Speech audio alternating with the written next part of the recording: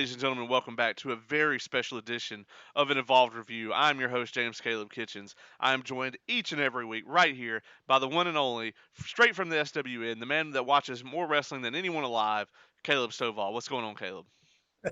What's going on, man? How you been? I am doing fantastic. I've watched more wrestling in the last week than I think I have in the last like 5 months. Um, Nice. and gonna spend some time talking about it today. We got a nice two-parter going here, and as seems to be our tradition now with two-part episodes, we have joining us none other than as you called him on the first episode of your Power Rangers podcast, the Ace of Everything. Uh, Quinten Ace Ficklin, also known as Superhero Homie Q from Superhero Homies. Welcome back to the show. Fellas, thank y'all for having me back. I'm excited to do this. Yeah, man, I'm always glad to have you here. I know Caleb's always glad to have you here. And this is today. I mean, we are talking about a to say that this man is a legend in our business feels like an understatement. Yeah. Because there may be no one who is of the same quality of legendary, of the same caliber of being an icon as none other than the Undertaker. Yeah, I believe the term phenom really suits it. Yeah, man, I think so, and so the way that we're gonna kind of divide this up, this is gonna be a two-parter, and so for the first episode, we're gonna really kind of hone in on the Undertaker's career. Obviously, the Last Ride documentary is gonna be our main focus here, um, and we are gonna talk a good bit about that. But our first segment here is gonna be more focused on the legendary career of the Undertaker, and then in the second episode we're gonna get a little bit more into the later years, mostly what the documentary covers, and talk about his what may be his final matches in the business. So I'm excited. I know you guys are excited. So let's kick it off. Ace, when you heard they're making a Last Ride documentary, what was your first thought about it? Because the Undertaker does not do interviews. So when I first heard about the Last Ride Dog, honestly, I was kind of worried about it just because I was kind of iffy on WWE's content, especially the content that's outside of the ring and kind of behind the scenes type ordeal. I was curious to see how much they would actually peel back and allow us to see. I really wasn't, honestly, I really wasn't excited about this doc until I saw the first little trailer they released for it. And I was like, this looks really good. And this looks kind of revealing. And it looks like we're not just going to get like a WWE kind of watered down take, but actually Mark Calloway's takeaway from his own career. And then I got excited. We're not going to get a watered down take, no pun intended there. Um, are you implying that the WWE may not be entirely truthful in some of the documentaries that they put out? Have we discussed that on this show before? I plead the fifth. Yeah, so do they. So do they. Caleb, what about you, man? I know, knowing you, had you seen the Broken Skull sessions prior to this documentary that he did with Austin? Yes, I did. So, for me, I didn't watch it until yesterday.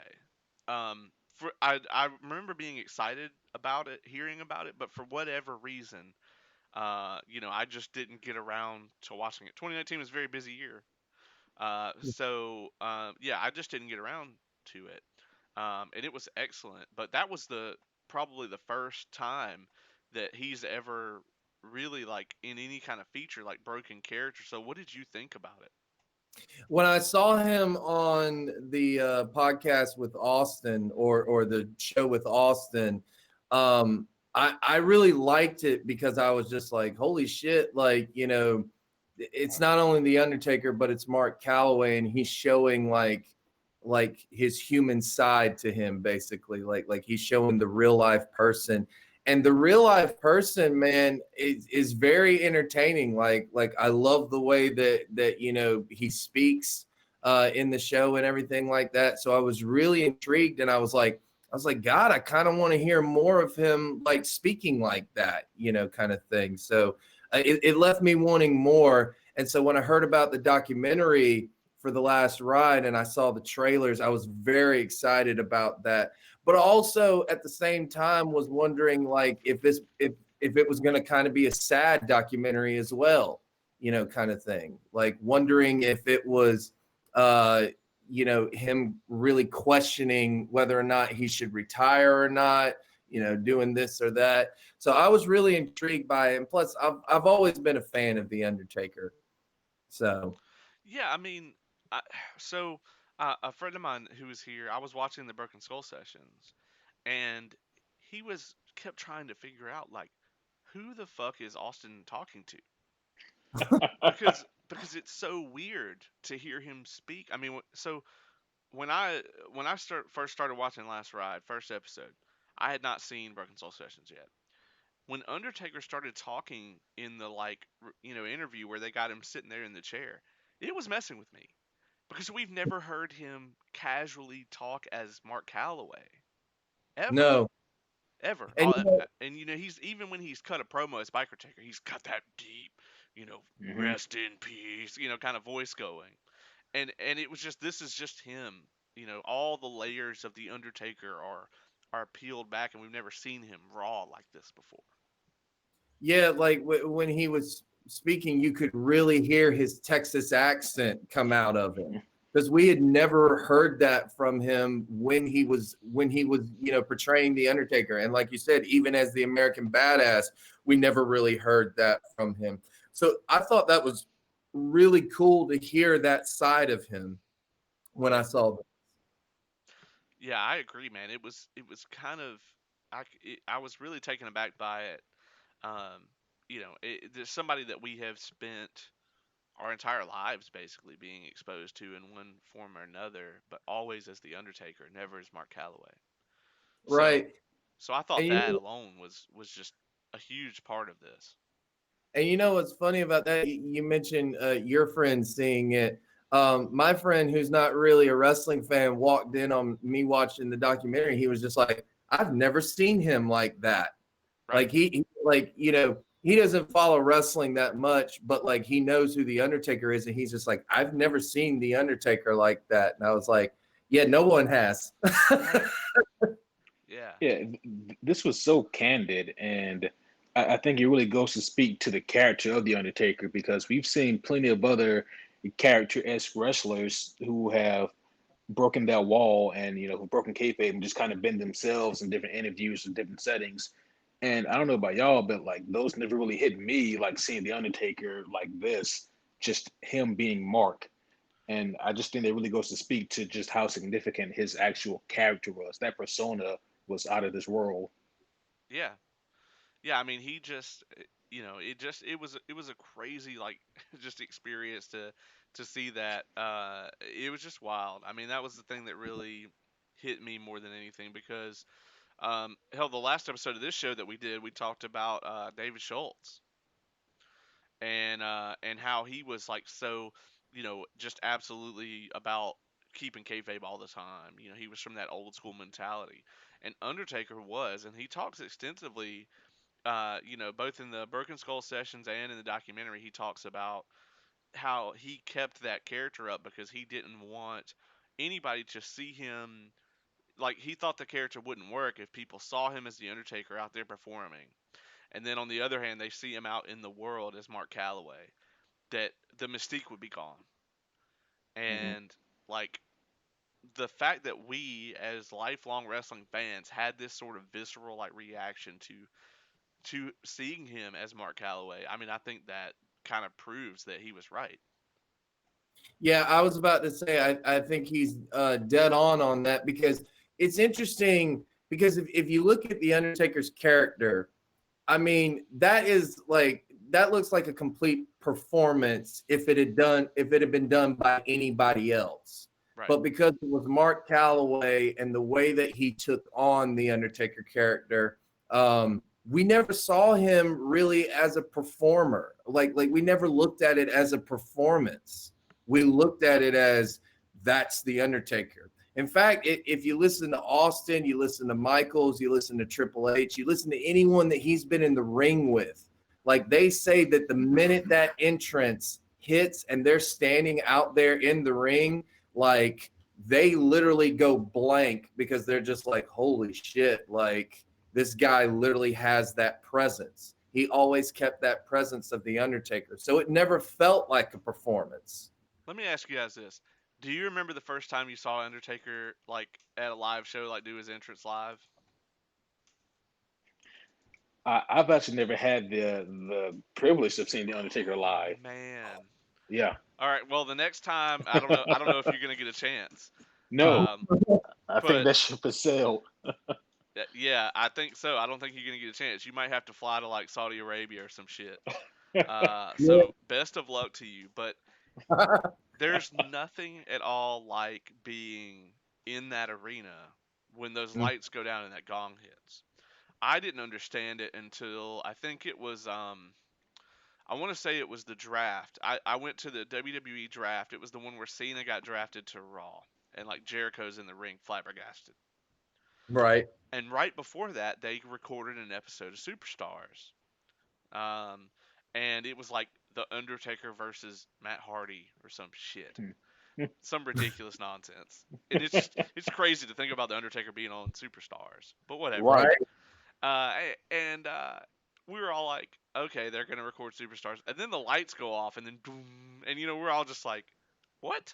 And then, but that feeling just was insane. I mean, Ace, the only thing I could think of to compare it to is like if you'd ever been out on the floor during like one of Darkness's entrances. Mm. It was like that times 1,000. You just the the energy from it was just insane. It was just that you get this feeling. It doesn't matter if you've watched it on TV a million times. This emotion hits you, and there's not shit you can do about it. And then when it happened again at WrestleMania 27 live in Atlanta, I was hit with it again. Uh, Even more so because I could actually feel the fire at that one. I was like really close to the Oh. ramp. Yeah. Yeah, So the first time I actually saw him was at a house show, and it was around the time WWE purchased WCW, so they were kind of doing the invasion stuff, and he was the American Badass at the time, and even that was powerful when he walked out like that, especially with the Limp Bizkit theme song, the Rolling theme song, going in the background. That was awesome. But then when I really saw him do like the dead man entrance was two times. Was one here in Augusta. He did like a rare appearance here in Augusta, and that was powerful. But then, like you said, the WrestleMania 27. That was when I really felt it. And it was interesting because they didn't even have like his regular theme music playing at the time. They had the Johnny Cash Mm. theme song going on at the time, which I mean, for that instance, a lot of people were wondering why is he coming out to Johnny Cash, and I was like, well, it's because of the end of that match. That theme song worked so perfect. yeah, Like that was one of the best live matches I've ever seen in my life. Like I've ever had the privilege of watching. yeah, I think they dubbed that entrance music, didn't they? Like if They you go did. back and watch it now, okay, I thought so. yeah. They Some the did. music rights or whatever. Oh, So so the Undertaker, so they talked about in the Broken Skull sessions. I don't know if they talked about it in the documentary, but he trained under Buzz Sawyer in like '86. And Undertaker hated him. Like he thought he lacked dedication, lacked commitment. He didn't learn a whole lot. Ironically enough, he had his first match. Undertaker had his first match as Texas Red, and he was performing under a mask. And and I swear that this comes full circle every time. The first match was in 1987 for World Class Championship Wrestling, and he lost to none other than Bruiser Brody. Wow. Man, if we could have had that match, like, you know, eh, oh, like Brody was never like Undertaker wasn't in his prime while Brody was alive, unfortunately, but that match would have been insane. Yes, it would have. The two of them in their prime together. I imagine with it being his first match, Brody probably beat the dog shit out of it. Yes. Oh yeah, he even says as much in the Stone Cold Broken Skull, doesn't he? I don't That know if he does or not, but he may have. Yeah, yeah, like they from what talk about a lot of people beating the shit out of him. yeah. So, I don't want to spend too much time on like the lesser characters, but I do want to talk about, probably his most significant character before he became the Undertaker was Mean Mark Callis, which was kind of a, you know, I guess a prelude to the Undertaker to an extent. That was him getting into um, the mentality of playing a character and playing a role. Um, and to me that kind of era, that's like the oldest footage I think I've ever actually watched of him. That was in like 1990 or Yeah, so. that was around the WCW time, wasn't it? Yeah, Mhm. yeah, Yeah, I never seen a whole lot of him from that era, but from what I have, it was always like obviously I've seen him as like the Undertaker first, and then to go back and see him as me, Mark Callis, it was just so offsetting for me because it's like there's no way that's the same guy. right. That's like Dr. Yankovic being Kane. It's like there's no way that's the same person. Because he is the Undertaker. Right. Right. He just is. And wasn't he tagging at the same time? Wasn't he tagging with Dan Spivey? Yeah, They were the Twin Towers. yeah. Or the skyscrapers. Yeah, yeah, yeah. The skyscrapers. And yeah, I mean, yeah, they had probably the most infamous thing that they did was they had that match with the Road Warriors, Yep. and where they had, they talk about this on Broken Skull Sessions, where they had just kind of beat the dog shit out of the Road Warriors after the match, and you didn't do that. Like no one did that. If you got a win on the Road Warriors, you rolled out the ring and got your ass back to the back as fast as possible because like they were gonna kill you, you know. And so yeah, nobody had ever seen them like laid low like that. Nobody had ever seen the Road Warriors get like destroyed. Um, so that was a big deal, and the fact that they were willing to put them over, like in that manner, really shows that they saw something in him. You know, um, I want to mention that one of the quotes here, I jotted down several from either this documentary or from the Broken Skull session, but this may be the worst statement as far as being incorrect. You would think that the person who would hold that honor would be bro, but it's not. It's not Russo. It's Ole Anderson, and I think you guys know what I'm talking about. He said to Mark Calloway, "No one is ever going to pay to see you wrestle." That's hilarious to hear. Shit. Yeah, and as you heard in the Broken Skull sessions, that's why he immediately left WCW. He was like, oh well, okay, well I'll show you. Like you can't ever tell someone that they can't do something. I don't care what profession it is. If you tell someone they can't do something, they're going to prove you wrong. They're going to do everything in their power to prove you wrong. And boy, did he ever. I mean, he only became a legend after that. I mean, really, I mean, that's just, even from a Booker standpoint, I would never say that to anyone. Like, I would be like, we don't have a spot for you here, you know, but I would never be like, no one's ever going to pay to see you wrestle. And, I'm sure if Ole Anderson were here to talk to defend himself, he would be like, oh, I was just trying to light a fire under the kid, blah, blah, blah. I don't know if Ole Uh Anderson talks like that. I don't think he does. huh. Um, Ole Anderson's an asshole anyway, but, Yeah. it's like, that's got to be the worst prediction in like pro wrestling history. Oh yeah. I guess to Oli's defense, it's like who could have seen this kind of meteoric rise from anyone? Yeah, you gotta believe though. At least the man's work ethic was there at the time. It Hmm. had to have been, because that's not something you develop to me to that extent. I mean, No, you don't go from not giving a shit to being the most dedicated legend in the business. Even at that point in time, he at least had to be dedicated, hardworking, you know, that kind of thing. I mean, you at least had to see that in the guy. But I don't know, man. It's hard to say. We weren't there.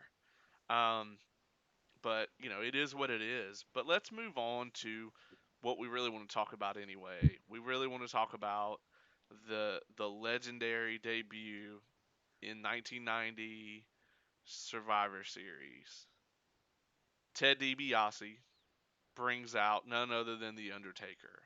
Um, Now, considering the age that all of us would have been at this time, I'm sure none of us remember it live. no. Um, No.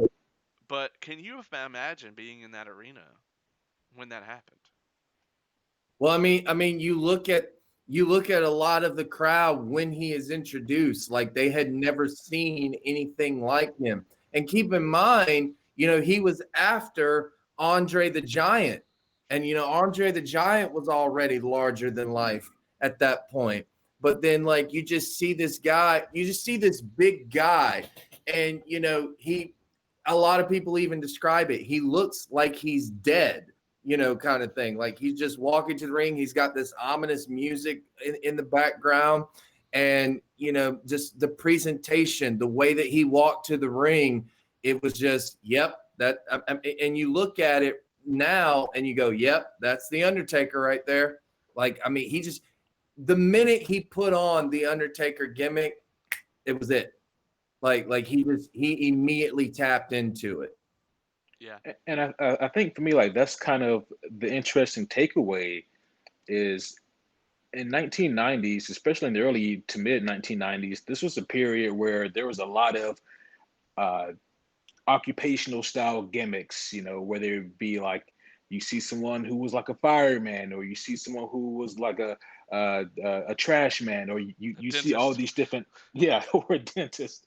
You see all these different kind of occupational style gimmicks, and now you get this guy who looks like some kind of evil mortician who's waltzing down the ring. And I think the difference though between the Undertaker and why he succeeded so well, where a lot of these other character style gimmicks didn't make it, is because of what we already alluded to earlier, which was just his believability. The fact that the man had this kind of ambiance about him, like his presence was just so out of this world that you couldn't help but just kind of be enthralled with who he was and what he was doing. Yeah, I agree entirely. I mean, you never got the idea that he was performing for you. No. And there's so much of that today, and not to blame the talent, um, but it's like, and maybe it's a thing where the era itself, wrestling has just changed. But now, pretty much everybody comes through the curtain, and they are pandering one way or another. They're either trying to get heat, or they're trying to get a not present energy and get like a nice like babyface reaction. And obviously, in terms of indie wrestling, you kind of have to do that, right? Because a lot of those people may be there for the first time, and they don't, that's all they're going to get of you. But he really was playing the long game here, and there is no sense whatsoever in that first match that he was performing for anyone. Right. He came down to the ring, made one of the most spectacular entrances ever, did his match, and left. And it's almost, to him, it's like the people weren't even there. Hmm. Mm-hmm. The And believability was insane. And I think another thing that really worked for him was is he didn't try to be a wrestler. He didn't work like a wrestler. You couldn't look at him and go, "Oh yeah, that guy's a wrestler" or anything like that. No, and he wasn't even a character if you really think about it. He was just the Undertaker. And when you can say that about a person, that's when you know you really have something. uh, I think another thing for me that really just put him over the top was the fact that it wasn't like he hit a switch to assume this persona and then walk down to the ring. And then, like you said, Caleb, he didn't. work like a normal style wrestler. No, he worked like the Undertaker, and so like that type of mentality, that persona of his never turned off. When he threw a punch, it would be throwing a punch like this dead man. Whenever he would sit up or do the eye roll or how he moved, everything about him just said that this isn't a gimmick. This is who I am. And I think that really just put him over the top. Bret Hart comments and says he was like Frankenstein, and I love that Hmm. kind of comparison because that's how you would kind of picture like that horror movie type character. And the fact that he talks about it like comparing it to like Freddy or like Jason or any of like the classic horror like slashers that they were always this slow, methodical, like moving creature. But then when they needed to be somewhere, they were fast, and that was kind of how he worked the matches. He'd stalk his opponent. He's throwing these punches. He's immovable. But then all of a sudden, he would hit the ropes at 50 miles an hour and come off with that leaping clothesline. And he would do things, and he talks about having to temper himself athletically. That has to be hard to know that you are of an athletic specimen to the point that you can go out there and he could leap over the top rope without effort. Hell, he probably could have hit a moonsault, you know, but he had to force himself to not do that. And to me, like that just shows an incredible amount of control. Yeah, he basically learned how to work. Right. Yeah. The lost art. Because I mean today, I mean even Ace, even when you and I were doing it on the road, you had this mentality of you were going to do everything you could do. You know, Everything. if there was something that you could do that was spiffy or fancy or whatever, you weren't going to not do it. Yeah, who cares about if it makes sense or not? Right. Is it gonna make me look cool? Is it gonna Am I gonna be able to show off to the audience, to the crowd, how athletic I am, how strong I am, how fast or whatever? It's always about. I mean, but for them to take it, it wasn't about that. It was about, like you said, well, I don't really need to do that. And it wasn't just he didn't need to do it to get over. It was that he probably got over more because he didn't do those things. Yeah. Hmm. I mean, if he had been having matches of the caliber of the Shawn Michaels WrestleMania match, 25, if he had been having those type of matches in 1994, I don't think he would be around today. I mean, I think he would be in the Hall of Fame still, but the gimmick and the character would not have lasted through the ages.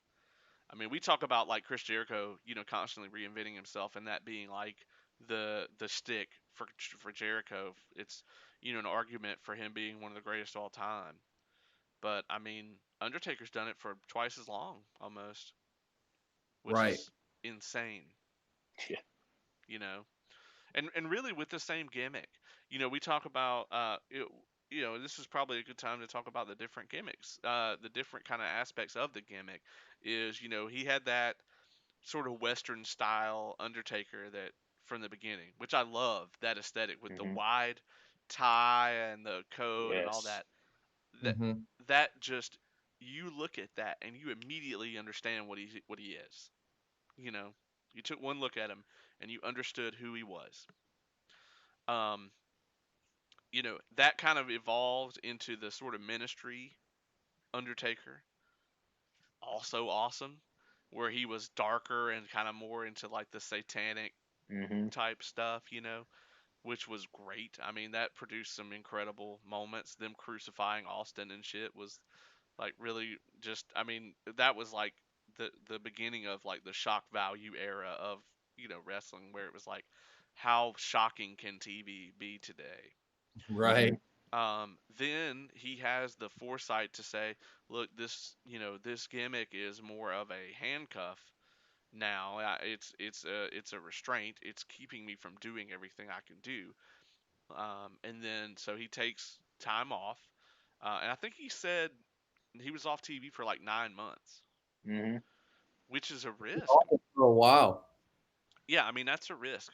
You really, I mean, at the point where you're going to be off TV 9 months, you either are an icon and you will come back better than ever, or you are not and you will fizzle Yeah. out. So he comes back as the biker taker, dead man, American badass, um, and it's amazing. I mean, I do remember that when that was a big deal at the time. I remember people talking about, oh my God, Undertaker came back. He's on a motorcycle and all this stuff. And it's like the reaction that he got from that audience, I don't think anybody could Hmm. have foreseen that. How risky must that have been? Like you said, to take so much time off, and then even for people who maybe really anticipated him coming back, were probably looking for the Undertaker that they knew, and then he comes out on a bike, and he looks completely different, and he's acting different, and he's working different. How much of a shock that had to have been to a lot of people, myself included. It was such a risk, but it paid off. I mean, it worked. Right. Yeah. I mean, no- it worked. And it was, this was kind of the time where we talk about this on here a lot. Was a WCW guy growing up. This is around the time where, WCW was absolute dog shit. Yes. And so I started watching WWF. As a matter of fact, when I started watching WWF like religiously, watching it every single, Monday and Thursday, I think at the time for Raw and SmackDown. When I started watching it then was in the middle of the Power Trip angle where it was Austin and Hunter and they were up against the Brothers of Destruction. Phenomenal angle. It was a perfect time for me to get hooked on that because that angle, I mean, it had me at that age. Hmm. I was like, I want the Undertaker to beat Austin, and yeah, I mean, it was so good. I think Triple H and Kane had like a chain match for like the Intercontinental title. Mm. It's good stuff, man. I mean um, that that era was fantastic. And then we all remember at WrestleMania 20 where he returned as the more traditional Undertaker, but at this point this was where he had kind of fused all of his kind of past gimmicks together, and really like this is the legend Undertaker. This is everything that he's been since 1990 combined into this one character that can throw punches with you and beat the shit out of you, or he can come off the top with old school, or he can dive over the top rope and hit you with some aerial nonsense, or he can pick you up and slam you in 50 different ways, or he can come out of the corner at 90 miles an hour and big boot the shit out of you.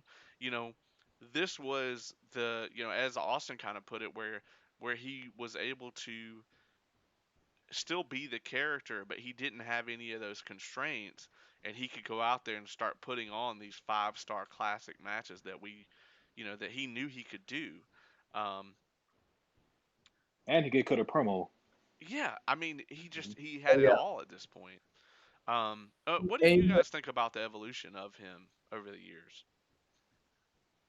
I was gonna say, I love looking at the evolution of him, but when he first started, we can't gloss over this person that really helped him come into his own as well. We can't forget about yeah, Yes. Mhm. Mr. Paul Bearer. I mean, the two of them was the perfect marriage. Like if you were to pick a duo in wrestling, I think that was it. Like the two of them just worked so well together. They had the perfect chemistry. Paul Bearer had the perfect creepy voice that he came up with for that. And then Undertaker, he really didn't even speak that much when he first started. He would just say a couple of lines. He would just do his rest in peace or whatnot, and they would cut. Like I go back to the one of the Royal Rumbles, and I forget exactly what year it was, but it was him versus Yokozuna in a casket match. And the promos that they cut looked like something out of a horror movie. I mean, it was incredible the way that they did that. And then, as we go along and we not only see that, the WWE is changing, but wrestling is changing. Fans are not, they don't want the cookie cutter characters anymore. They don't want the white meat baby faces. They want something different. They want something with a little, pun intended, attitude and stuff like that. So obviously Taker sees that he needs to reinvent himself, and he does that. And it's funny, right? Because he even cuts one of those shoot interviews that Mr. Bro is so known for writing in every single one of his shows. Don't even get me started on that. But Bro. even he did it, and I mean, it was whatever. But then we see him like when he did the ministry, right? I remember there's a segment on Raw. I saw this, and I never knew that this existed until now.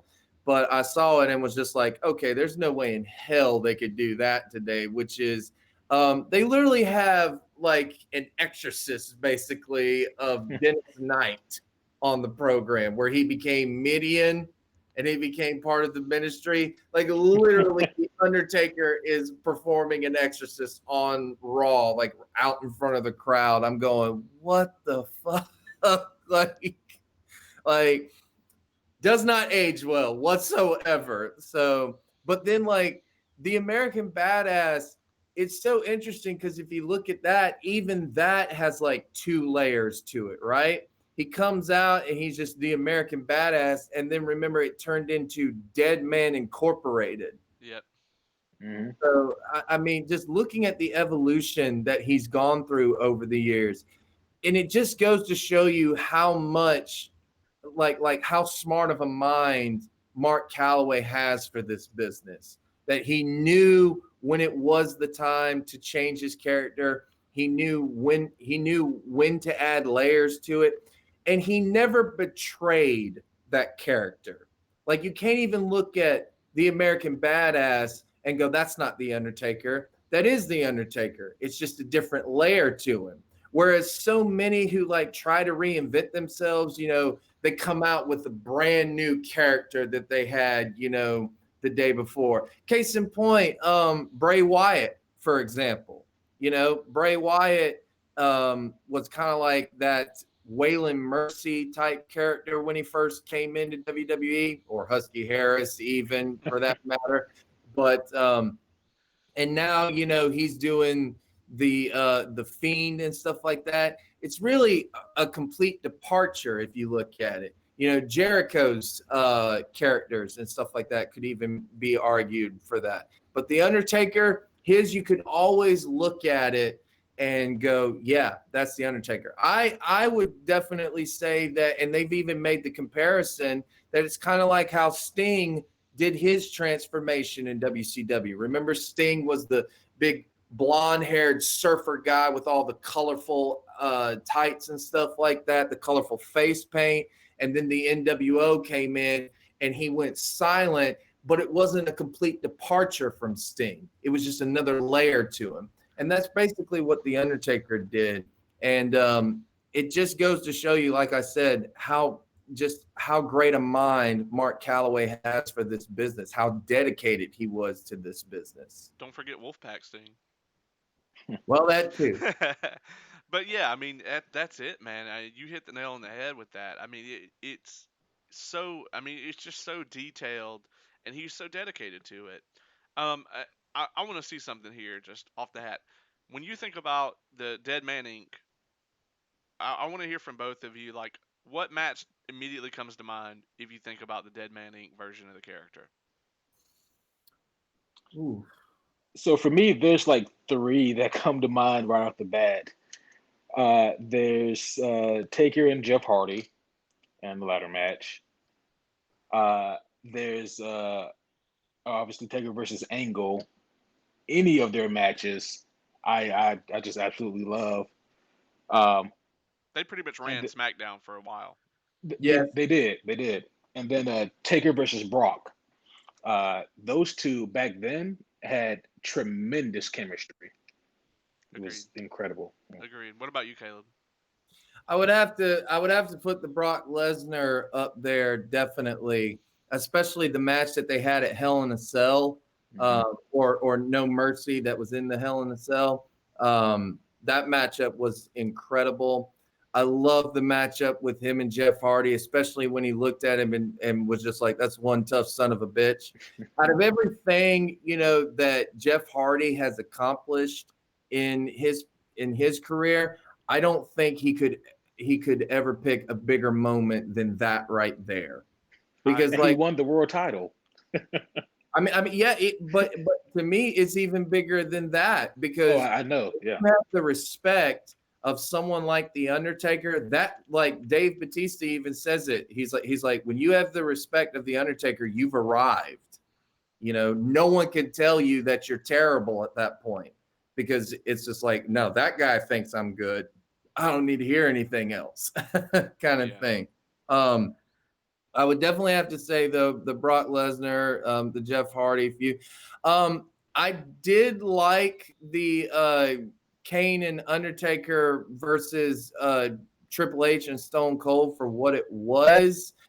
I did not like, though, the fact that Austin was a bad guy at the Mm. time and fighting for Vince, which I don't think anyone liked because it didn't make sense. But I did like the story that came out of it for that instance. Like, in fact, I love the idea that they had. It was the tag team champions versus the world heavyweight championship and the intercontinental title at the same time. So they had like all four belts all three belts, I guess, in this instance. So, Three titles, four belts. right. I like the matchup that he had with Cena as well. Like the one time that they met in the ring, before they did that little WrestleMania thing. But I like that match as well. I can't even like really remember a lot of his matches, but I do remember the Survivor Series matchup with him and Vince. And I just like the Mm. story going into it. I thought it was really well done. Yeah. I that ladder match on Raw with Jeff Hardy to me is the iconic Dead Man Inc. match, and it is the iconic Jeff Hardy match of all time. Because even though he didn't win on um, that one to me is the best Jeff Hardy match that exists. And it's also another one Hmm. I'll throw out there as well. I like the matches that he had with A Train. Yeah, those were good. Let's not forget. I mean, this is not considered a classic by most, but the I loved the Ric Flair match at Mania, Oh, yeah. and the build up Yeah. to that match was better than the match. Um, It was. although I mean, it doesn't hold up as well now for obvious reasons. But yeah, I mean that was awesome. I Yeah. loved it. I loved the angle that they went for with it, where because they had done the thing where Rick came in and like bought half the company, and like Undertaker and him had like started this nonsense with each other, where Undertaker's basically like, "This is my home. I've been here for all these years, blah blah blah." And like, while the match itself was not like the best match ever or anything, it was still just iconic, and the build up to it was incredible. It was really well done. And So, imagine if you will, right, that you're a performer or a wrestler in WWE, and they say, "All right, so tonight we're gonna start a feud with you and the Undertaker, and it's gonna culminate at a pay-per-view match or even a WrestleMania match." Can you imagine being a wrestler right there and being like, "Okay, if I don't make this work, then I'm done. There's Yeah, no hope for me at this point." So like the pressure that you have to, face going into a matchup with the Undertaker, I mean, I can't imagine that. yeah, I want to comment really quick, James, on what you said about the Flair match. And if you read Flair's book, he talked about how he was the nervous one in that match. How Ric Flair, the 16-time world champ, was the one who was nervous standing across the ring from the Undertaker. He felt that he wouldn't be able to go with Taker, in that match, and that's just insane to think about. One of the greatest of all time being in there with somebody who even he was just in awe of. Yeah, I mean, there goes that amazing memory that you're known for. Um, because Ric Flair's book came out in like 2004, and that's when I read it. And so, no, I don't remember that being in there, but I'll take your word for it.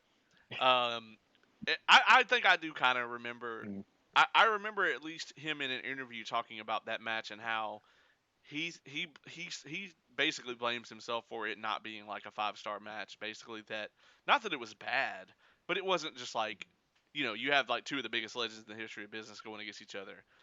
Um, he had been away from that. I think that was one of his first matches after post WCW in front of the WWF audience.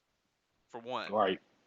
for two, yeah, I mean, this is the point in time where the Undertaker is on his shit. I mean, he is possibly one of the best in the world at this point in time. Hmm.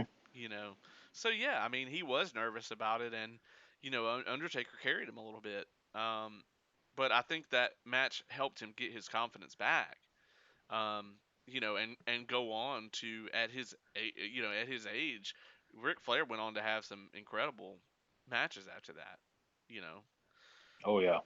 um, so at this point in Undertaker's career, after he comes back, he has an amazing run on SmackDown for the longest. Teddy Long with the the notorious "You're gonna be in a match against the Undertaker." I did One on one with the Undertaker. yeah, I butchered that, but yours was much better. Um, and it was just like Teddy Long comes out. You're either in a tag team match Yep. with the Undertaker as your partner, or you're in a match against the Undertaker. Those are the two options. Yep. Um, so let's talk about the period in his life where he kind of gets down to where he's just doing Mania for the most part. So this is probably around what, 24, 25. Hmm. Mhm. Um, so this point in time, he's obviously working a relaxed schedule, which a lot of guys had started to do, because we got to remember, this is around the time where they're starting to realize that like the wear and tear on people is insane. This is a lot where a lot of like the Benoit stuff came out with CTE, and people like realizing like the effect like concussions and that sort of thing have on people. And a lot of folks got a relaxed schedule. This is when you started hearing about like Big Show got like a custom RV made, so he's not leaving the arena and driving for 15 hours or whatever. He Hmm. leaves the arena, he gets in a big ass bed made for him and rests. And then he it's driven to his next destination or whatever. Um, Randy Orton did the same thing, and a lot of these guys started working these relaxed schedules. Um, and the thing is, Undertaker to me, at least I don't recall, never faced any sort of scrutiny for it the way that like a Brock Lesnar does, you know, because he put his time in and everybody knows it. Yeah, I never even thought about that comparison, but you're right. Brock did and continues to get a lot of flack for his kind of schedule, whereas you're right. The Undertaker never did, and I never even thought to put Undertaker in that kind of category. Well, because I mean, you really can't. I mean, even during the Attitude Era, you would hear, like he would be taping his ribs up because they were broken, and he would still go out there and perform. He would wrestle in 103 fever Mhm. and stuff like that, which of course would definitely never happen today, right now. But Oh, definitely uh, not. yeah, especially with everything going on. But like fans cannot look at this man and say you didn't give enough to the business or anything like that. In fact, that would probably be the most disrespectful thing to ever say to the Undertaker is like, Oh yeah. what have you done, kind of thing. Like with Brock Lesnar, fans didn't like the fact that he went to another, not really even wrestling promotion, but he went to another sport completely and made his name there, and then came back and was this dominant figure and stuff like that. They didn't like that part because they didn't feel like he was dedicated. But there's no one, not one fan out there can ever say that the Undertaker was never dedicated. Well, I think the other difference also is that even if Undertaker on that part-time schedule, if he ever won the title, he would stick around for that run. It's not like Taker ever won the title and then disappeared until Mania and then came back. It was Right. always, I have the title. I know what that means. What I need to do. I need to stick around. I need to make this feud happen. Well, he And even I he think, even talks about it, like replacing yeah, talent on the card. He even says if I'm gonna be there, I know that somebody who's been there working their ass off can't be on that show, hmm and he's incredibly respectful of that and mindful of it. I'm, Exactly. I didn't mean to cut you off, Ace. You were gonna no, say no, something you're else. good. Um, so when he comes back and faces Kane, and he's sort of this super Undertaker, he's learned all the skills and abilities. He's got the ability tree filled out. Um, You know, so he comes back. This is arguably one of the best runs. Um, so he comes back with Kane at 20, right? Randy Orton at 21. Everybody remembers that. That was Yeah, amazing. And that was I kind of, they built up that legend killer persona for so long with this match in mind that, like, either, everyone, like, believed that Orton had a chance of beating him, you Right. know. Um, Mark Henry at 22. For two big men, that was an incredible match. Batista yeah. Right. at Casket 23. match. Yeah. Yes. Um, Batista at 23 I might be love one that. of the, it was a great match. One of the I mean, hmm there's very few Batista matches where I'm going to sit there and tell you that it was a great Right. match. That was a great match. Speaking of great matches, Edge at 24. Right. Oh man, one of the best. I mean, I'm a huge mark for Edge. That match was incredible. And then we hmm get to what some people consider to be the greatest match of all time. And I would have a hard time arguing with them. And that's the 25. That's Shawn and Undertaker. Um, I remember watching this live. I think you were in the room, Ace. I think you were I there. was. Yeah. Um, Uh, it was tradition to watch many at your place, wherever you're at. yeah, yeah. We have to bring that back next year. You guys can all drive out to Atlanta. But I'll that make the drive to eat your food. Hey man, that we did have some good food. We did have some good food. Uh, that being said, this match. Is there anything that we can say about this match that hasn't been said? I mean, Well, it's not just the matchup itself, but it was also the buildup for it. I mean, the buildup was just so perfect. The storyline, heaven versus hell, basically. hmm Shawn Michaels ascending from the top, basically looking like he's coming down from heaven, and then the Undertaker, ascending from hell, basically. Like, just everything about it, just, oh my God, it was just so good. And just what they did in that matchup and the hell that Undertaker went through. I mean, his dive out to the outside, I thought he was dead. I thought he broke his neck. I really did. the one where Like, the indie worker camera guy like almost killed the yeah. Undertaker because he was supposed to catch right, him. right. And he doesn't. But that was because Taker, like, even when you look at the jump, he doesn't clear it enough, and his feet get caught up in the thing. And I Yeah, just thought, oh my God, how did he not die right there? and then went Yeah. on to He continue the best match of all time, or arguably. right. Yeah. And He with the dive, he went straight up and then straight down. It was insane. And ironically enough, Taker talks about how he was nervous to work with Shawn because Shawn has, like, I mean, we talk about this all the time. It's almost cliche at this point. Shawn Michaels in ring, bell to bell.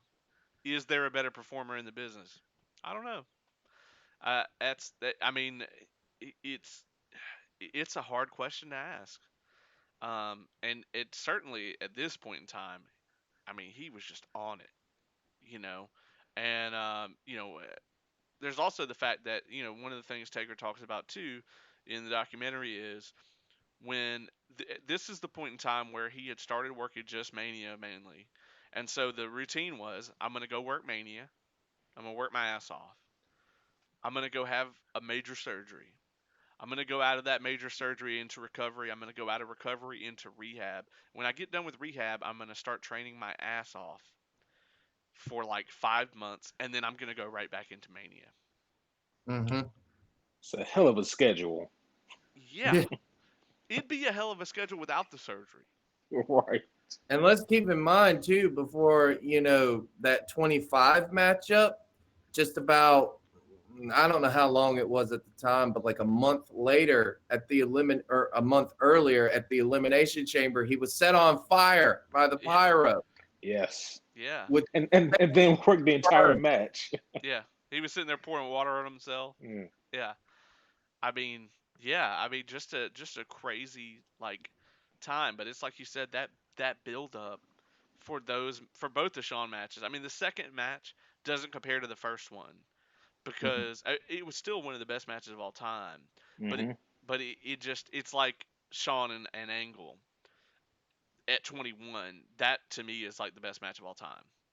That's incredible. Yeah. But then Yeah. they did it again at SummerSlam, and you can't. I mean, it's lightning in a bottle. You have that first match and it's perfect, and then the second match, the performers, the production guys, everyone is like, how can we top it? They use the term in the documentary a lot, chasing the dragon, Mhm. and that's a very real thing. I mean, even from my experience in the business, uh, you achieve one pop, and it's the biggest pop you ever got, and so now you're chasing the next biggest and the next one, and you're constantly in your head like, oh, I have to outdo this moment, I have to outdo that moment. And when I went into the booking side of things, that still hasn't changed. You're always chasing whatever the last great angle is that you put out. You are always trying to top that. I cannot even fathom the pressure that must have been on these guys. And then they talk about this on him and Triple H a year later at 27, trying to follow, Shawn Michaels. Yeah, which like that pressure didn't go away. That's just added on to it. Right. Like it transferred from Undertaker and Shawn at 26 to Taker and Triple H. Like it just kept building up. And it's like I mean, and that is the perfect question. How do you top that? And the answer is, I mean, you do the best you can, but I don't know if that's possible. Right. And they did what's common if you're on the card and you're behind two guys that are insanely athletic and you know that you can't compete with them on athleticism. Uh, and then when it comes to Undertaker and Shawn Michaels, even though you are one of those people, you can't compete with the storytelling.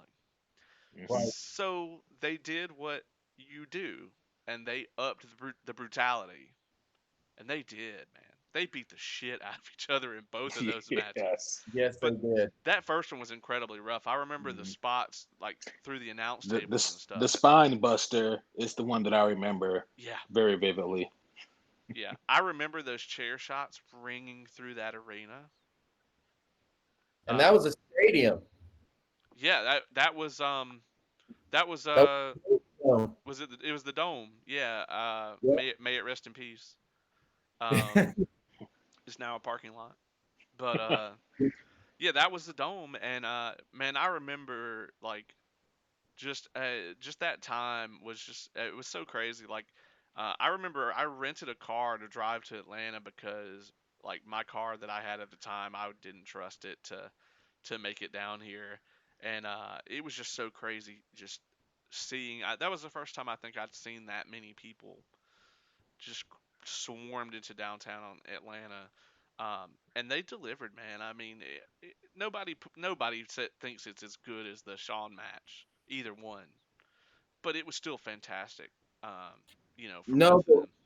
and it might not have come across that way on video, but witnessing it live, there's a moment in that match I'll never forget for as long as I live. It's still etched in my brain to this day, which is where Triple H looks at the Undertaker, does his, throat cut symbol, and then picks the Undertaker up in the tombstone, and everyone in the stadium, I mean, literally simultaneously just stands up in awe. We were just like, oh, like that.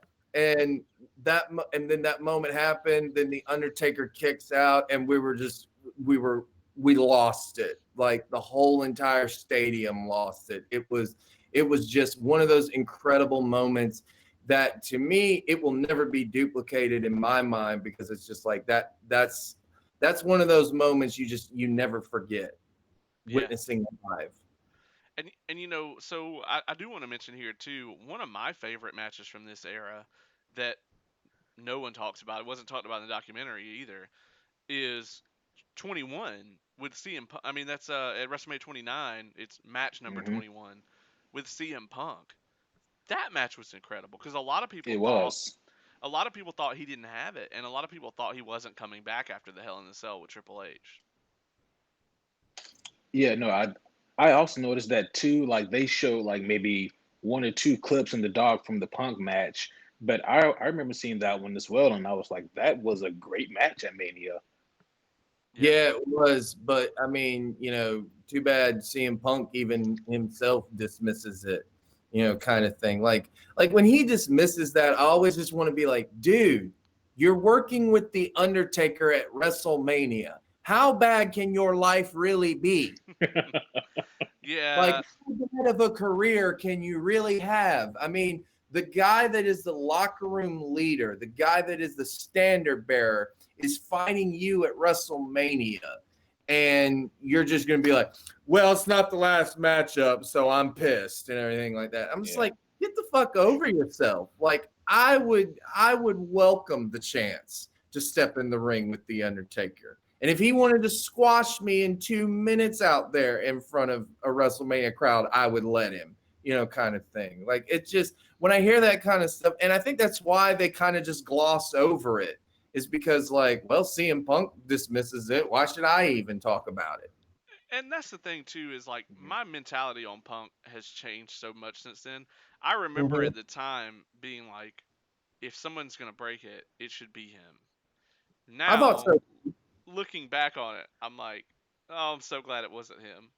You Yeah. know, I Hmm. didn't want it to be Lesnar either. But I'm more comfortable with that today than I was at the time that it happened. And I think the reason that people like were so disappointed with Lesnar breaking the streak is not only that Lesnar just isn't anywhere near where he was, because it's like he either doesn't go the extra mile like he used to because he's trying to reduce the wear on his body, or he just doesn't give a shit, or a combination of the two. I'm not sure which it is, but it's Undertaker got the concussion in the Mm. match, and the match was shitty. It Yeah. just Hmm. I that mean, moment. technically, it says it. Yeah, I mean that moment is what, like, the only thing that matters in that match is the pinfall and the reaction as a result. And one of the reasons the reaction was so big is it was like this really sloppy, shitty F5. Yes. And it was just like this dull 1, 2, 3, and then it was like, wait a minute, that fucking just happened, you know. Yeah. Uh, so that was the big thing, and a lot of people thought he wouldn't be back after that. And then lo and behold, they have 32. Well, 31, that was Oh, 30. yeah, Hmm. 31. And then they had that with Bray Wyatt. And then the next year, it was a Hell in a Cell with Shane McMahon, because they were so desperate at the time, because, half of their roster got injured before the biggest WrestleMania of all time, technically, because it was in front of that Dallas, Texas stadium, where the Dallas Cowboys play, and it holds like the most people ever in a stadium. And, you know, half of their roster got injured. I mean, Seth Rollins got injured. Neville at the time got injured. Several people got injured. Like, So everything that they had planned for that just went out the door. So that's why they pivoted and, called the most reliable guy, the guy that they knew was going to show up. And even if he, wasn't feeling right, he still was going to go out there and give them a WrestleMania worthy match. And that was a WrestleMania worthy matchup. I mean, the matchup that he and Shane had, was great. I'm a huge So mark for Shane McMahon. I was so excited for this match. As a matter of fact, I don't know, like off the top of my head, I can't tell you a single other match from WrestleMania 32. Um, I was hyped for this and whatever the fuck AJ was doing. Chris Was Jericho. that Jericho? Yep. Yeah, Chris Jericho. that would be it. Yeah, for sure. That would have been AJ's first Mania, I think. It Right. was. Yeah, so I was hyped for that, and I was hyped for Undertaker and Shane, and I don't remember anything else about that WrestleMania at all, um, because it was in that time where WWE had begun to get extremely stale. Um, I don't want to go any further down the list as far as Mania in this episode. Um, because we're just over an hour here for part one. So, couple things that I want to talk about real quick. Um, you know, in this documentary, uh, Ric Flair, Stone Cold on Broken Sessions, and Triple H and Shawn Michaels all refer to the Undertaker as the greatest character in the history of the wrestling business. Um, I would say we could debate that, but who are we to to say anything different? I mean, do you guys agree though? I would Wholeheartedly. I would say that it would be hard to argue because again, he took a character. Mick Foley's even said it, I think, in an interview where he's just like, if you look at the Undertaker, that's a 3 or 4 year character at best, played by anyone else. But because it was Mark Calloway, he was able to take it and reinvent it to where it lasted over 30 years. Yeah, I agree. And I don't think any character has lasted that long. Yeah, I mean, Not the, many wrestlers have lasted that long. That's that's true. true. I mean, you could argue Hogan, right? But I consider and there's not a lot of character to him, and also when he went to WCW, Hollywood Hogan is a completely different character. Hmm. It's not another layer of Hulk Hogan. It's not Hulk Hogan. It's Hollywood Hogan is a different character entirely. And then he brought it back in WWE just purely for nostalgia's sake. And it ran off nostalgia. It wasn't like he introduced new layers to himself. He was Right. still the same character from like 1985, just Hmm. old, So he doesn't get credit for that. Um, Sean, is on that list, and but that's not really a character. Same as Ric Flair. Ric Flair is not playing a character when he's Ric Flair. He may have been at some point, but for the last 20 years, that's just who he is. He's not playing a character. He is Ric Flair. Right. Right. He's not. It's not like you cut the camera on and he's in character or anything. So, uh, Probably one of the only other comparisons that I could think of is Sting. yeah, and I mean, Sting has had a lot of evolutions of that character too, and that's why that is like the dream match. We're never gonna get it. I mean, it's just not gonna No. happen. And it's a tragedy, one of the greatest tragedies in pro wrestling, that it Hmm. never happened. It deserves its own Dark Side of the Ring episode. It's such a tragedy. Uh, Never gonna happen. You're not gonna get Undertaker on that. if No. Um, if we if we could have gotten those two in a Mania match, I'd say around like the WrestleMania 22 time period, oh geez, when they were closer to their prime, that would have been magical. it would have. I Yeah. mean, we never got it in WWE, but could you imagine like a fully WWE backed production of like the Starcade '97 entrance? You know, Oh, just I mean, they never even what. This is a tangent, But what really bothered me so much about that is when I think it was 2K16, they introduced Sting as like the pre-order character. Like if you pre-order the Hmm. game, you got Sting, and he had never appeared on WWE TV yet at the time. And in the promo for that, they played his Starcade, the WCW music that Right. everybody, Oh yeah. and that music is just incredible. And I'm like, oh yeah, hell yeah! When that music hit, like everybody was like so hyped. But then when he came on TV, they had some shitty theme for him. And I was like, why didn't you use that music? So we never got that amazing like WrestleMania entrance, with him using the WCW music, which is so iconic and such a huge part of that character to me. So, Right. and it just struck me, it's like you guys clearly have the license for it. You used it in the damn Yeah. video game.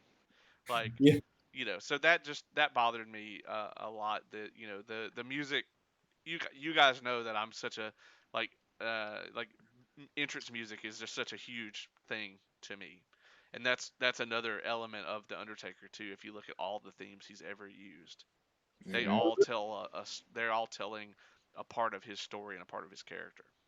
Right. And if you also look at the Undertaker, one of the things he's known for, but they kind of really don't mention it, but he is kind of known for, is a lot of these gimmick matches that, like the Buried Alive match, the Hell in a Cell match, those are his staples pretty much. Like those are matches designed for him and his character.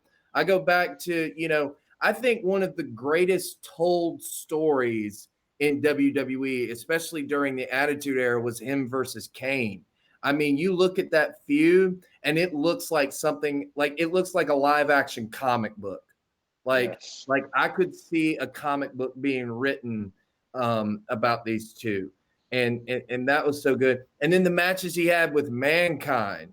I Yeah, mean, good God, they beat the shit out of each other in those buried alive matches, the boiler room matches, and then of course the infamous Hell in a Cell where he tossed Mick Foley off of the cell. Oh, And Mick Foley says it. He said, "I left that match in worse shape, but Taker going into that match was already in worse shape. I mean, he had a broken foot, and you see him coming down from the cell, dropping onto his foot yeah, and stuff like that, and then just hmm. goes about doing the whole entire matchup. So you look at that, and he's known for that kind of stuff. I mean, literally, this guy is just a legend in every sense of the word. yeah. Agreed. And Well, and I bet you, had they had done those gimmick matches with anyone else, it wouldn't have been near as good. Like the Hell in a Cell No. would not be around today had it not been for the Undertaker. yeah. I mean, it would have gone.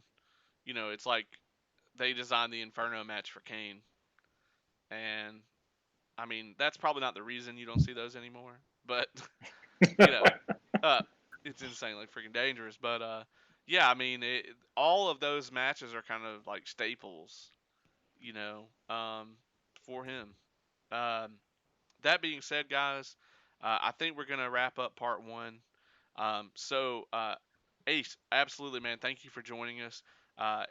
Everybody else, come back next week, and you can see part two of this. We're gonna dive really more into the documentary portion of this and the later parts of Undertaker's career, possibly the end of his career. So as always, Caleb, thank you for joining me as well. And this has been an Evolved Review.